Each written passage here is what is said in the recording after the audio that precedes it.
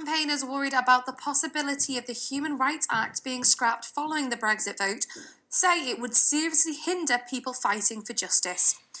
Lawyers in Liverpool argue that without the Act, the Hillsborough family's long battle for justice simply would not have been possible. We've been speaking to human rights lawyer Mira Hammad from Liverpool law firm Jackson Canter. So why are they so important? Why are we so afraid of getting rid of them if we leave the European Union, for instance?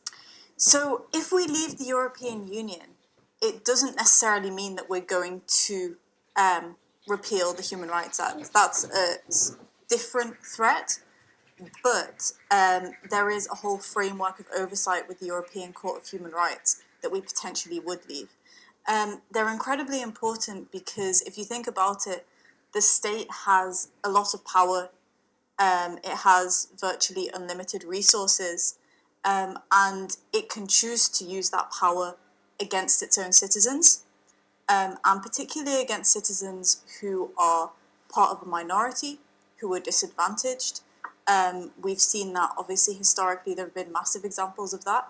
And even, for example, in the Hillsborough case, we've seen that where a certain view of people from a certain place in the country can also affect the way that the state deals with us. So it's incredibly important for everybody, and especially for people who come from a minority or a disadvantaged background. And I think anybody can find themselves in a situation where they need the Human Rights Act.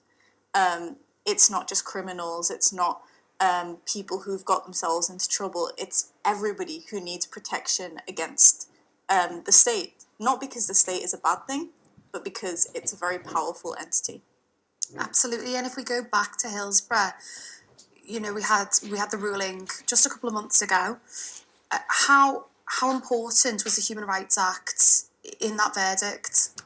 So prior to the Human Rights Act, inquests were much narrower. The Human Rights Act, essentially, it affected inquests because of Article 2, which is the right to life. And the right to life means that the state can't kill us, but it also means that the state needs to protect our lives in situations where we need the state's protection, that needs to adequately protect our lives. And it also means that it needs to properly investigate when it fails to do so. So the first Hillsborough inquest, there was no Article 2. The second Hillsborough inquest didn't come about as a result of the Human Rights Act. It came about really as a result of the families campaigning and their fight for justice. But once the second inquest had been announced, it was an Article 2 inquest. And you can really see the difference that the Human Rights Act made in the difference between the first inquest and the second inquest. So in the second inquest, we were able to look at the circumstances in which the 96 were killed, and as it transpired, unlawfully killed. So prior to that, inquest law meant that you could only look very narrowly at the very particular means in which somebody came to their death. Whereas after the Human Rights Act, because of this duty that the government has to properly investigate deaths, you have to look at the circumstances. And that seems like a semantic difference, but it's actually really important. So it meant, for example, we could look at the police planning for Hillsborough. We could look at stadium safety. We could look at the culture in South Yorkshire Police. And all of those are incredibly important factors that without the Human Rights Act, we wouldn't be able to look into. And another main difference with Article 2 inquests is the kind of focus that's come about on families' rights to participate in inquests. So with these recent inquests, at the beginning of the inquest, we had a family statement from each family about their loved one who had died.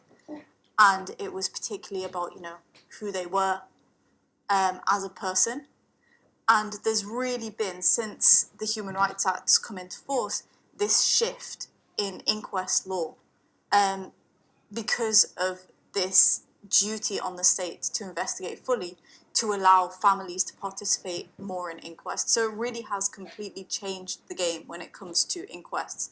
And, you know, Hillsborough is a very stark example of that, from the first inquest to the second inquest. Mira, thank you so much for chatting to us today. Thank you. Thank you.